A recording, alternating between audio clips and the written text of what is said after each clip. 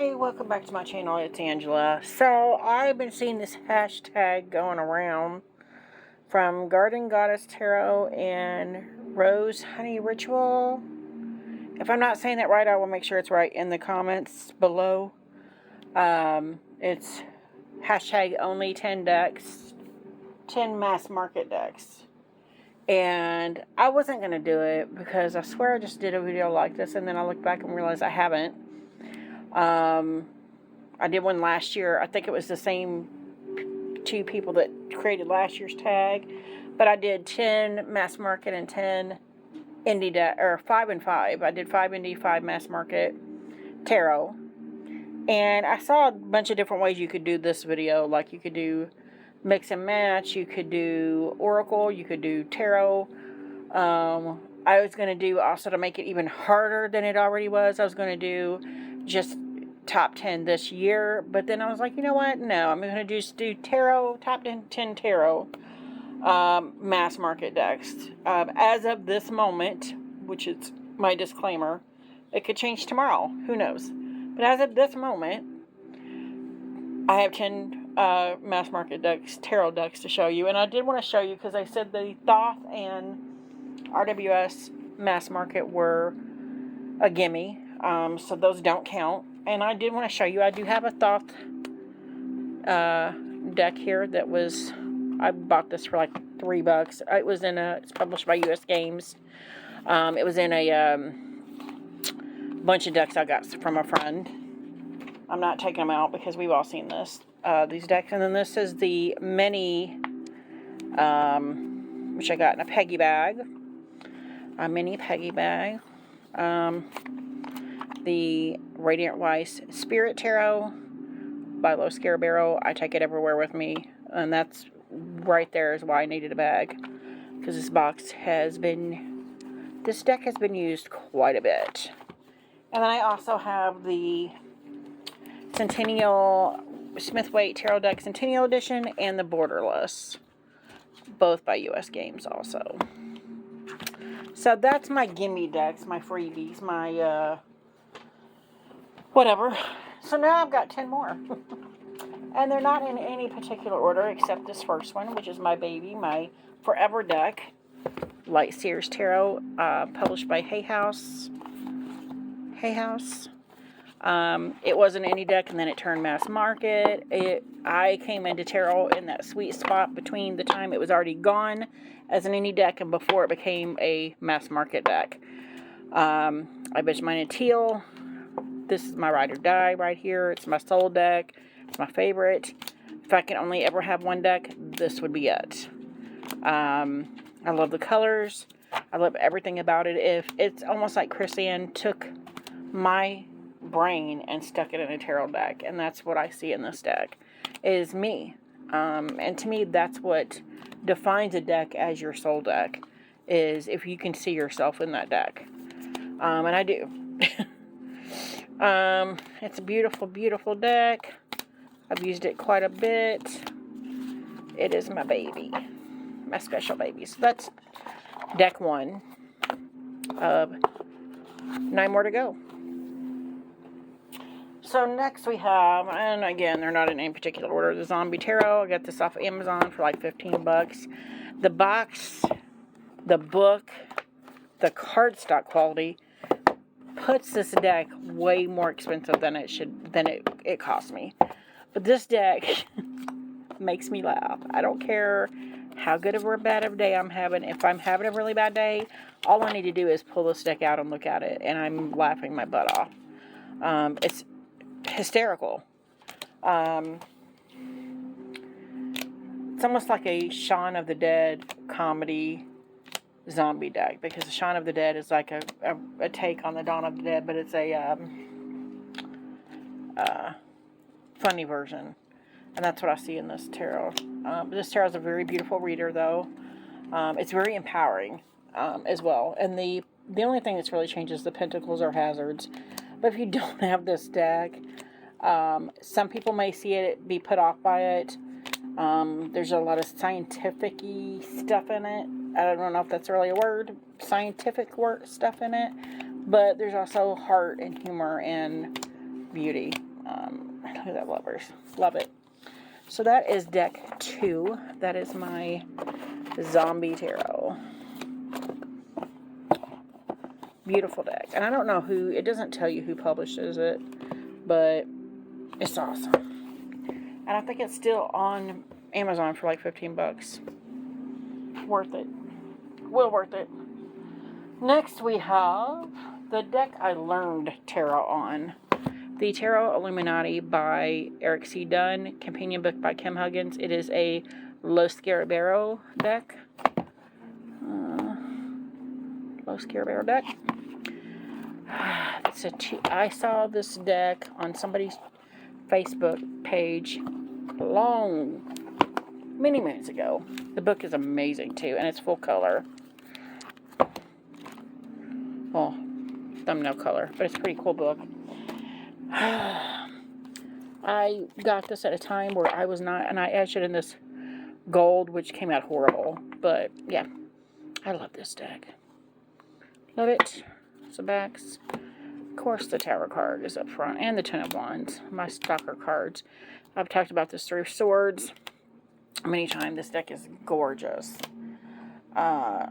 Just stunning deck. I bought this at a time where I wasn't sure. I had another deck that I've been trying to use for months. Could not gel with it, and it just so happened to be an RWS deck. And I love this card because you can feel the wind moving through her. It's cool. And then I got this deck, and everything started clicking, and I'm like, oh, that's what that meant. So I kind of had to go back and relearn the RWS as well, because this made more sense than that. Eight of Swords, I love it. Love it. Look at that. There's every kind of nationality, race, creed, color. Love it in this deck. They are beautiful, but sometimes you just want a party deck too. So that's deck 2. Stunning. I now have the Companion Tarot, the Apocalypsis Tarot. And it's all gods and goddesses, and it's got a stunning box that it comes in as well. Gorgeous. That was deck 3. Deck 4.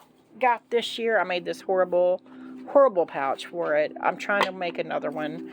But this is the Soul Cats. This is the companion book by Lisa Robertson. The artwork is by Adam Ohlers, and if you are scratching your head going, I know that name, it's because Adam Ohlers is the creator of the Oak, Ash, and Thorn and Smoke, Ash, and Embers. This is his first mass market deck. And it is gorgeous. Cardstock is Llewellyn cardstock, which I love because they shuffle amazing. This deck is gorgeous. I love it. I have another cat deck that I feel like it's precious because maybe it was an indie deck, and this is, this one is not as precious to me because it's mass market, but I use this all the time. Like, this deck gets used a lot. It's stunning. It reads well. This is one of my second favorite moon card ever. It's just stunning. Stunning deck. And I love it to pieces. Dragonfly. It's stunning. So if you're looking for a cute little cheap cat deck, what better deck to use than Adam Ohlers' artwork? I mean, come on. He does the trees and leaves and flowers and like little mushrooms here so well in all of his decks. It's across the board how well he does the nature of things. And I love it. That's one of the reasons I fell in love with his artwork, because just the nature scenes in his stuff, it's just impeccable. And yeah, that is my Soul Cats Tarot, published by Llewellyn. Lisa Robertson is the creator. Adam Ohlers is the artist. Can't go wrong with that deck. So that's deck 4. 1, 2, 3, 4. Yep, 4. I got 6 left. Wow. 3, 4, 5, 6. Okay, so next we have, and I've got a pouch for it as well, the Gaian Tarot, also a deck I got this and the Soul Cats this year. It's got a little thumbnail here, and then it's got like 2 or 3 pages on each card. It's amazing. Amazing. And I made this pouch way before I ever got the Guardian Tarot. And then I trimmed and edged it, and it came out to the exact size of this pouch. I'm like, it was made for it. And there's so many colors of the rainbow in this deck that match that bag perfectly. I did edge it in this purple to match the purple flowers. This is an amazing deck. Amazing deck. I was very shocked when I got this year. And I literally, it may sound stupid, it was on sale. I got it super cheap. I got it for the sole purpose of doing a project of trimming it and edging it. And then I started working with it, and I'm like, oh my God, this is a brilliant deck. Brilliant deck. Everything is renamed in it, but I don't care. It's stunning. And I love how the gilding, the trim and edging job I did came out. I just love this deck. It's so sweet, so peaceful. It actually makes me think it's kind of a watery deck to me, which I don't find very often in decks. Something other than a swords vibe, because I'm all about the swords all the time. And I need this kind of emotional stability, which is what I see in this deck, with it coming with, you know, being a very watery like deck. See, even here the canoe, and I talked about this in my walkthrough of this deck, how normally a chariot card is very fast paced, very moving forward. He's still moving forward. He's just doing it at his own pace. He may be doing it slowly, but it's in his own time. And I think that's another message the chariot can be giving you is you can move forward. You can just do it within your own time frame, your own pace. It doesn't have to be at somebody else's. This is only your race, nobody else's. And I love that. And I love this hangman too, the tree. Beautiful.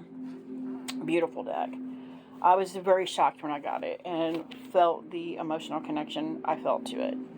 So that was deck 5. So we have 5 left. Next we have the Frank Pinter Tarot. It is a low scare barrel deck. It is the low scare barrel in the 2-part box, which means it's a thicker, bigger card stock. This is the backs. Carpe Diem F. Pinter on the back. This deck gave me all kinds of weird feelings when I first got it. And it was an instant love with this deck. I got it because, I don't know why they're turned around. I don't read reversals. I got it because I saw a walkthrough, and then months later just happened to be at my local metaphysical shop on my birthday. I was like, I think I remember this deck, and I got it home. I'm like, yeah, it's the one I was thinking of, but it seems dark, and it is, to me, a very dark deck. It is very, it is one of two, this chariot gives me all kinds of weird feelings because, the horses broke apart from the rest of the carriage. It's like chaos, and that sends chills down my spine. As a Virgo, that's very chilling to not know what direction the chariot is going into, especially since the chariot is my soul card. I just felt a very deep connection when I first saw that card, and then there's so many more in here that I'm just like, what is happening?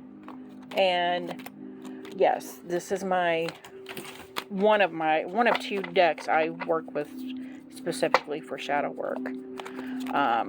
This one actually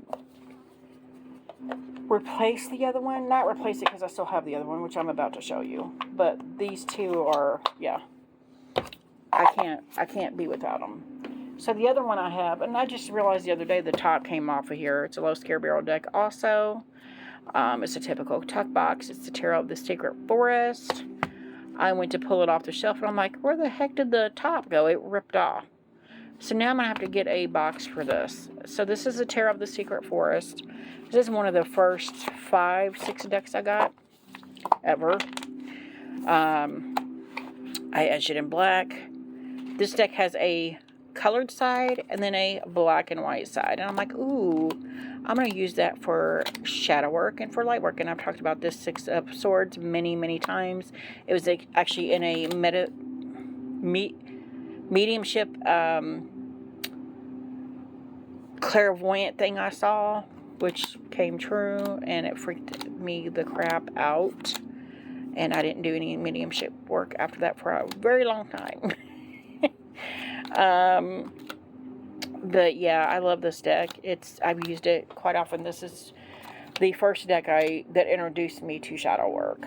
And then I upgraded kind of to the Ferret Pinter, but I still use this every now and then for shadow work. It is stunning, but I realized once I got this deck, there is no light side to this deck.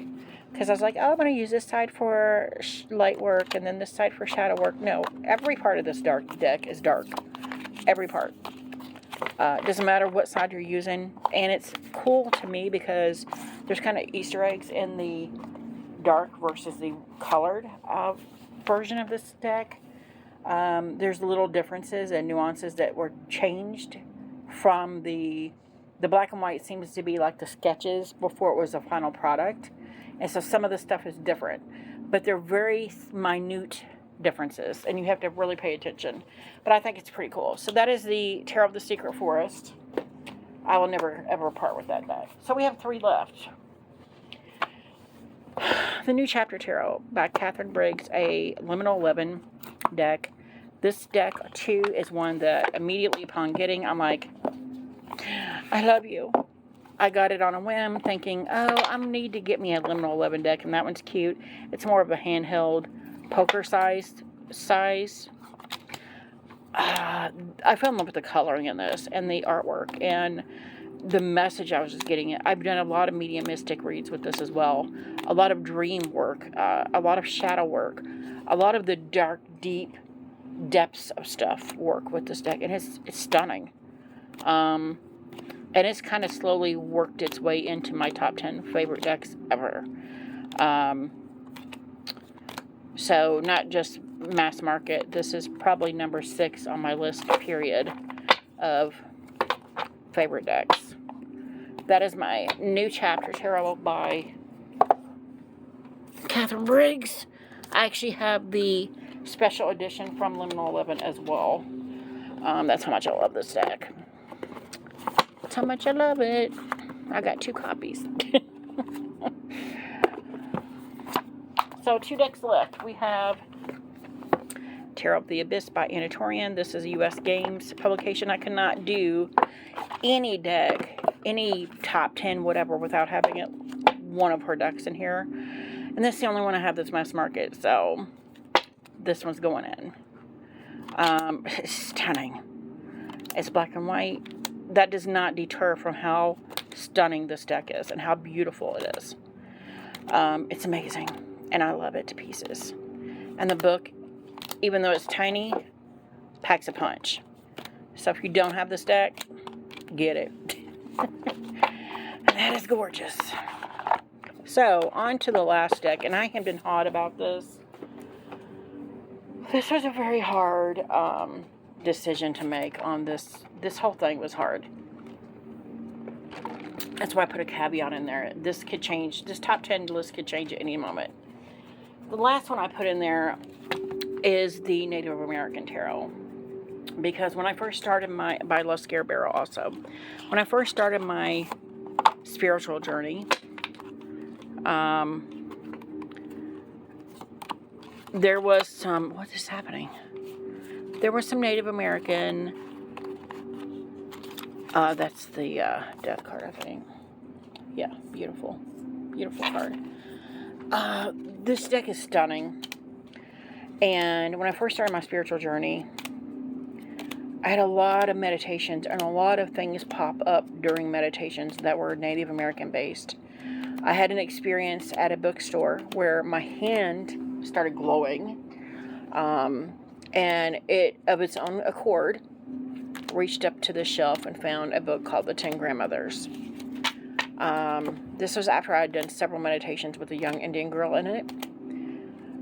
I started reading the 10 Grandmothers, and it's about the Kiowa Indian tribe going from a free people to a reservation life, and it spans like 50 years. And I actually have a playlist below If I remember, I'll post a link to it below. Um, about the young Indian girl, the meditations I was having, or the experiences I was having. But it basically, all the experiences I was having was in this book, and I'm like, what is happening? And then I saw this deck, and then I got it because at the time I wanted a Native American book or a tarot, and I open it up and start reading, and this is about the Kiowa Indians, and I'm like, are you freaking kidding me? So this deck has a special spiritual deep connection with me that I'm still trying to discover what it is, which is why this will always be here. So that is my 10 decks, my hashtag top 10 mass market decks. And again, like I said, at the moment, these are top 10. They could change at any moment. If you guys have any questions, comments, concerns, don't hesitate to comment below. If you like this video, give me a thumbs up. If you want to see more, please subscribe, and don't forget to hit that notification button so you can be alerted to any future videos. And y'all have a good night.